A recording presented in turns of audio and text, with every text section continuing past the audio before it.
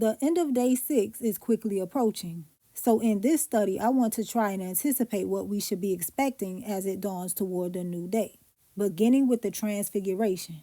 Matthew 17 tells us that after 6 days, Yeshua took Peter, James, and John into a high mountain and was transfigured before them.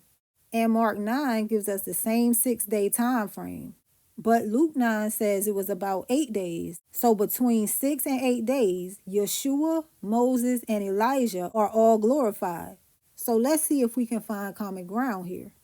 In Exodus 3, Moses was at the mountain of God, Horeb, when God spoke to him out of the burning bush.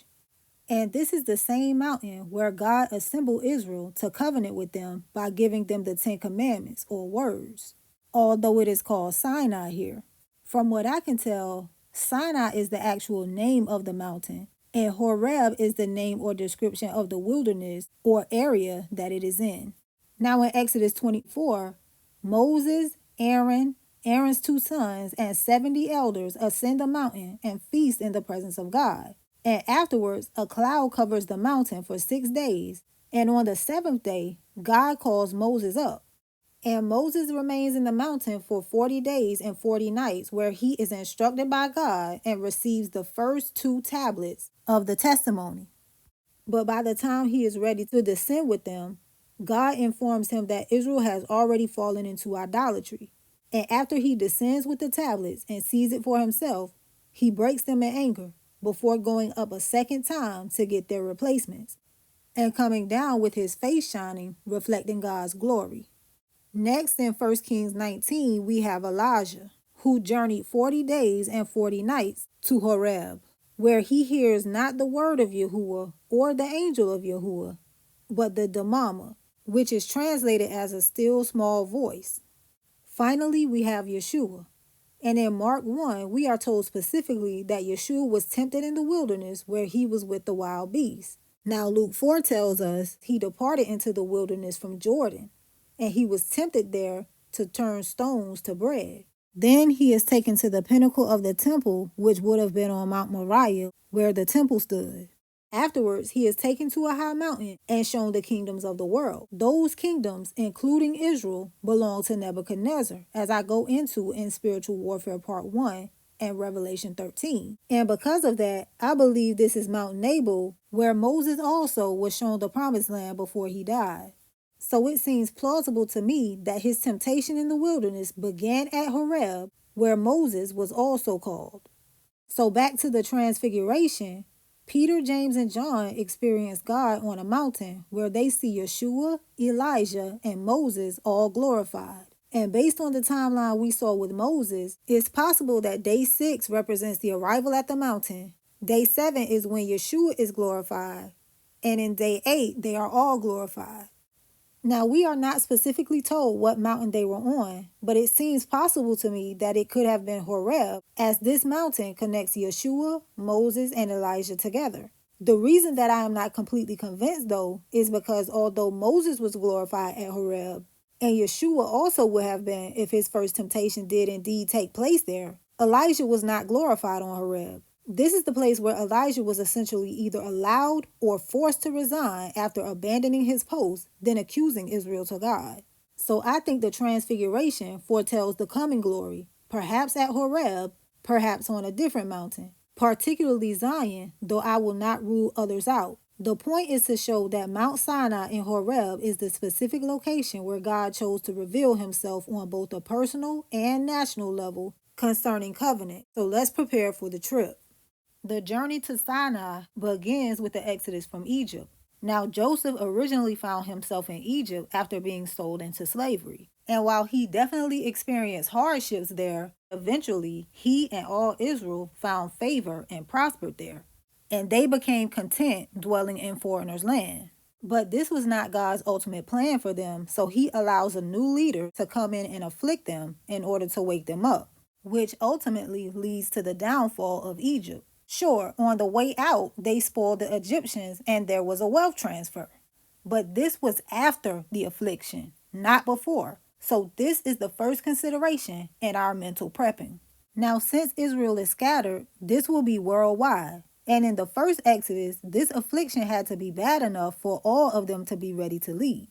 Because in the other captivities, many preferred to remain in the land even after the allotted time was up. And I'm sure this will be the case even more so in this time. So that covers the before. Now, after the Exodus, God is going to bring us into the wilderness to renew the covenant that He gave to our fathers with us. But just like in creation, beast and man were both brought forth from the earth on the sixth day, with only one of them being the image of God. All that go into the wilderness are the children of Jerusalem, but not all are the children of God. And the wilderness is where we come to the fork in the road. And as always, we have to choose our fate. So the whole of Israel will go into the wilderness, but the children of Jerusalem's adultery will be purged there. Now, since we see this coming, wisdom demands that we make further preparations specifically for this trial. So let's look to the past to see what we can expect in the wilderness. Exodus 15 begins with a song of deliverance as Moses had just parted the sea and Pharaoh's army was drowned. But by the end of the chapter, the murmuring begins because people were thirsty and they couldn't see any water nearby, leading to the bitter waters being made sweet at Marah. These murmurers are the faithless. They have never really been through anything with God, so they don't actually know Him. Then we come to Elim, where there are 12 fountains of water and 70 palm trees, representing the leaders of Israel, one for each tribe, one for each of the families listed in Genesis 10. This will pose a problem for those who are prejudiced and think that only natural descendants of one of the tribes inherit the land. In chapter 16, the murmuring continues, this time because of hunger. So God sends the manna. But it's not just to pacify their hunger. God is going to use this manna to prove whether they will walk in His law or not by telling them to gather twice as much on the sixth day. Now, despite God's command, some go out on the Sabbath looking for it anyway. These are the lawless who think they will be rewarded in their disobedience. Now, in John 6, Yeshua says He is the bread from heaven, meaning He also serves the dual purpose of the manna. And if you don't gather what you need and make the necessary preparations today, tomorrow you are going to be hungry. So if you have any of the aforementioned character flaws, you need to resolve them now, because these will not be easily discarded in the wilderness. Finally, we come to Exodus 17, where Moses brought forth water out of the rock. And this is when God will test our hearts and once again bring forth water out of the rock. Now, I know you have been told that the rock was Christ, but this is false.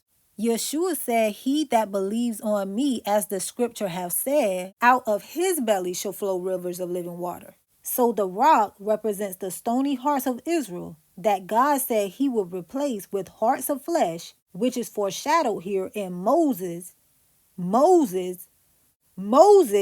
bringing water from a rock. But this time, Yah won't have to smite the rock to bring forth water. He won't have to beat it out of us. This second time around, He will speak to the rock and the water will gush forth.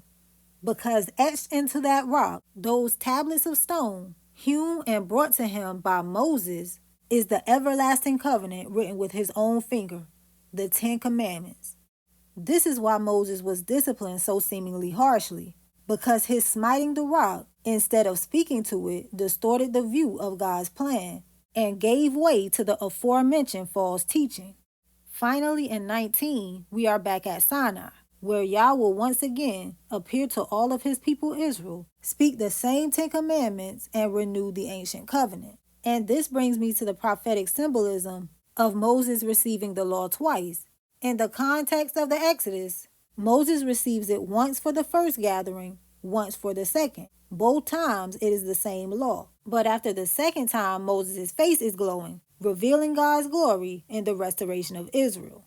In the context of the Old Covenant, Moses receives once for the Assyrian dispersion, once for the Roman dispersion.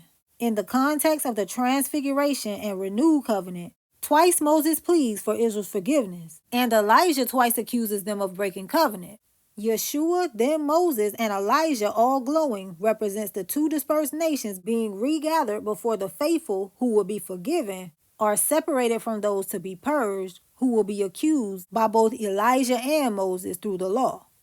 Finally, we enter the land, ending the 6-day creation of beast, then man in God's image. I like to think this whole process includes a 40-day testing period in the wilderness, followed by a 40-year preparation period rebuilding the land. Reversing the 40 days, the spies spot out the land, but then we're stuck in the wilderness for 40 years. But I will admit, that could just be the hope and eagerness in me trying to rush it so that I can see it.